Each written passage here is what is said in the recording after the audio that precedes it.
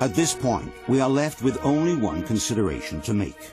If it's true, like all this evidence seems to suggest, that someone at NASA decided to fake the lunar landings, they would have certainly needed to convince the astronauts to play their role all the way through to the end.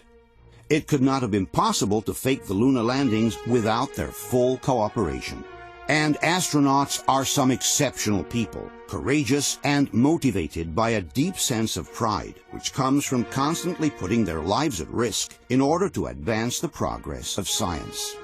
It must have not been easy for them to participate in such a fraud just to satisfy the need of the United States to affirm their leadership in front of the entire world. Let's then take a closer look at the story of the three most famous astronauts of all: Armstrong, Aldrin, and Collins, the historical crew of Apollo 11.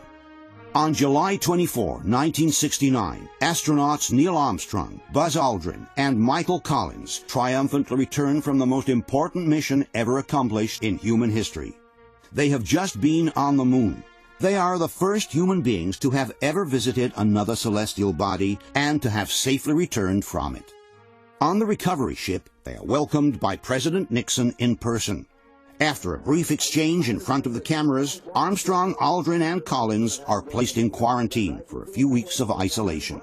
Then, on September 16, they appear for a press conference in front of the global members of the press, who welcome them with a standing ovation.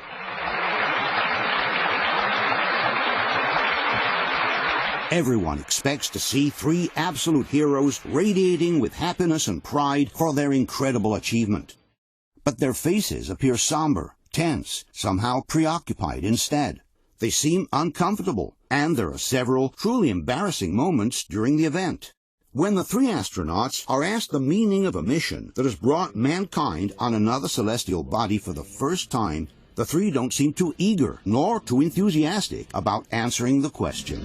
Many of us and many other people in many places have speculated on the meaning of this first landing on another body in space.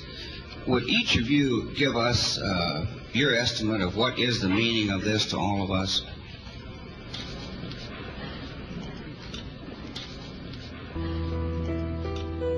And when Armstrong describes their achievement as the beginning of a new era, he seems more like a person forced to read from a script than someone actually convinced of his own words. The entire program, it's a beginning of a new age.